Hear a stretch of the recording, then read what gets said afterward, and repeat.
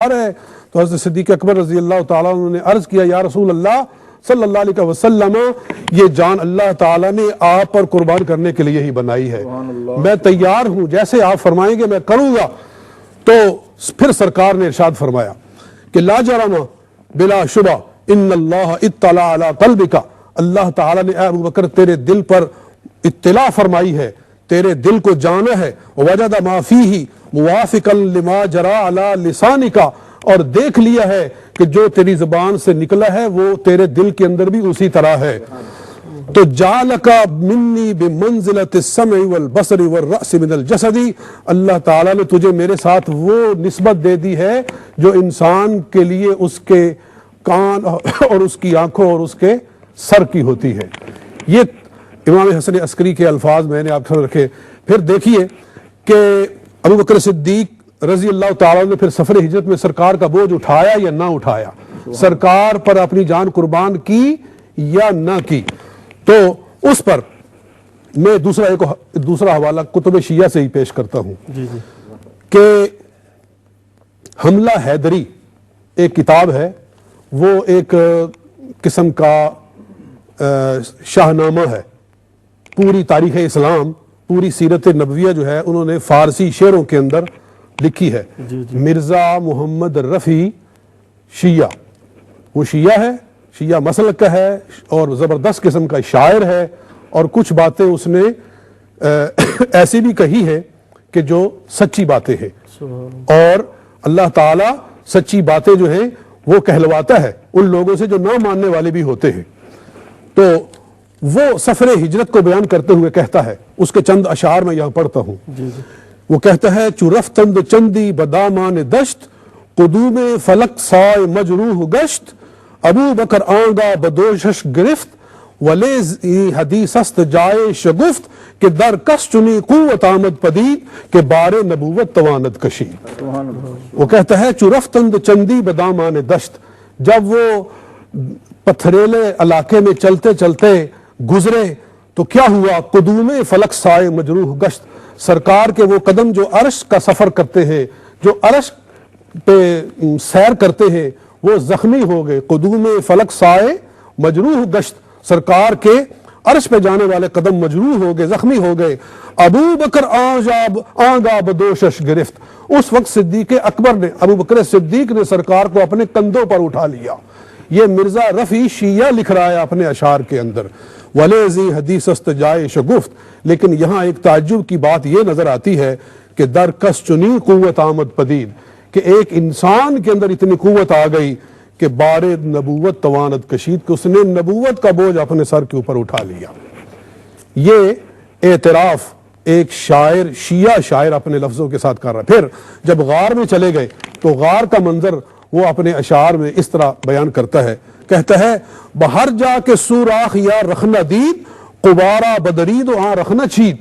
حضرت ابوبکر صدیق نے اپنی قبا اتاری، اپنی قمیص اتاری، تو کیا کیا؟ بہر جا کے سوراخ یا رخنہ دید، جہاں انہوں نے کوئی سوراخ دیکھا یا کوئی رخنہ دیکھا تو کیا کیا؟ قبارہ بدرید، اپنی قبا کو پھاڑا، وہ آن رخنہ چید، اور اس رخنے کو بند کر دیا۔ براں رخنہ ماندہ آن یار غار، کفے پائے خدرا نمود استوار۔ تو وہ ایک سوراخ جو باقی رہ گیا تھا، جس کے لیے ان کے کپڑے کا کوئی تار باقی نہیں بچا تھا، ان کے کرتے کی کوئی جز باقی نہیں بچی تھی، تو کیا کیا؟ کفے پائے خدرا نمود استوار، تو انہوں نے اپنے پاؤں کو اس رخنے کے اوپر رکھ دیا۔ اور ایک لفظ بڑا خوب کہا ہے کہ براں رخنائے ماندہ آن یار غار، اس یار غار نے یہ کام کیا کہ اس سوراخ کے اوپر اپنا پاؤں رکھ کے سرکار کی حفاظت فرمائی۔ تو پھر حضرت صدیق اکبر ان ساری باتوں کے مستحق ہوئے یا نہ ہوئے جو اللہ تعالیٰ نے بذریعہ جبریل سرکار دو عالم صلی اللہ علیہ وسلم کو فرمائے کہ اگر انہوں نے، ابو بکر نے آپ کی معاونت کی، آپ کی مساعدت کی، آپ کا بوجھ اٹھایا، تو وہ جنت میں آپ کے ساتھی بنیں گے اور جنت کے بالا خانوں میں آپ کے مخلصین میں سے ہوں گے۔ سبحان اللہ۔ تو اس سے بڑھ کر اور کیا ثبوت پیش کیا جائے جناب صدیق اکبر رضی اللہ تعالیٰ عنہ کی وفاداریوں کا اور اس سفر ہجرت میں ان کی قربانیوں کا۔ سبحان اللہ۔ تھوڑا سا اور آگے چلیں، اگر وقت ہو تو میں بات کو مزید آگے چلاؤں۔ ماشاءاللہ جی، تھوڑا جی محترم ناظرین، آپ نے بڑی پیاری گفتگو سماعت فرمائی، بڑی پیاری گفتگو ہے. ہمارے پاس 2 منٹ مزید ہیں، اتنی دیر میں محترم قبلہ قاری صاحب اپنی گفتگو مکمل فرماتے ہیں. بجا تو اسی سفر ہجرت میں یہ میرے پاس موجود ہے کتاب ناسخ التواریخ. یہ شیعہ لوگوں کی کتاب ہے، لسان الملک مرزا محمد تقی شیعہ ہے. جی اور اس نے پوری تاریخ اسلام جو ہے وہ لکھی ہے. یہ نظم میں نہیں ہے، یہ نثر میں ہے.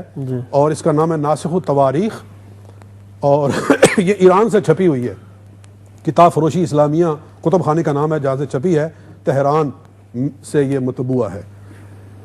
اس کے اندر اس کی پہلی جلد ہے یہ. جی اس کے اندر وہ لکھتا ہے، وہ جو بات آپ کہہ رہے تھے نا کہ حضرت صدیق اکبر خوشی سے رو پڑے، جی اس کو وہ اپنے لفظوں میں بیان کرتا ہے. جی وہ کہتا ہے کہ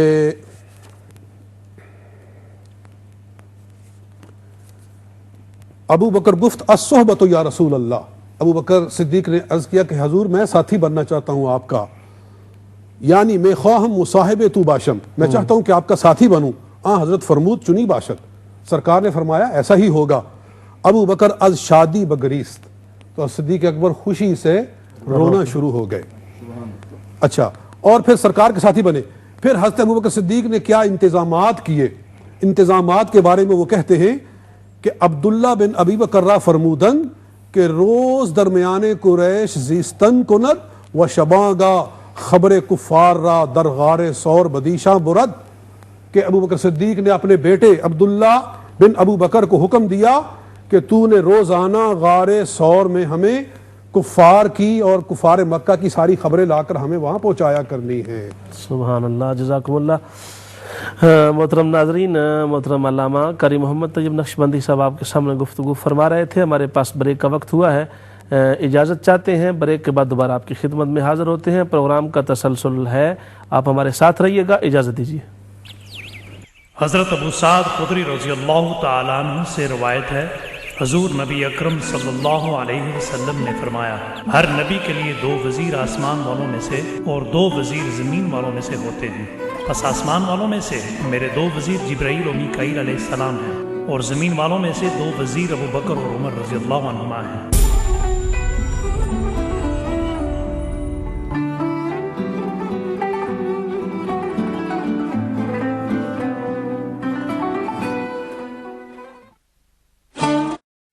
The contents of this program may not necessarily represent the حضرت ابو سعد خدری رضی اللہ تعالیٰ عنہ سے روایت ہے، حضور نبی اکرم صلی اللہ علیہ وسلم نے فرمایا، ہر نبی کے لیے 2 وزیر آسمان والوں میں سے اور 2 وزیر زمین والوں میں سے ہوتے ہیں.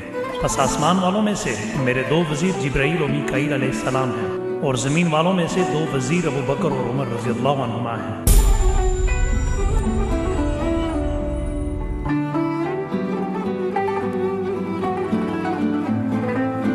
الرحمن الرحیم. ویلکم بیک ناظرین گرامی قدر. پروگرام میں وقفہ کے بعد دوبارہ آپ کی خدمت میں حاضر ہیں. آج کا ہمارا یہ پروگرام جن ہمارے ناظرین نے ابھی ہمیں جوائن کیا ہے، ان کی اطلاع کے لیے اسٹیٹس آف سیدنا صدیق اکبر رضی اللہ تعالی عنہ کے عنوان سے یہ پروگرام امہ چینل کی طرف سے پیش کیا جا رہا ہے. آپ کے رضی اللہ تعالی عنہ کے یوم وصال کی مناسبت سے جو ایک پورا ہفتہ سیریز پر مبنی پروگرام ہے، اس کے آج 4تھی سیریز ہے یہ، اور 4تھا سلسلہ اور کڑی ہے اس پروگرام کی. اور آج کے پروگرام کا سب ٹائٹل ہے رفیق ہجرت، کمپینین آف مائیگریشن.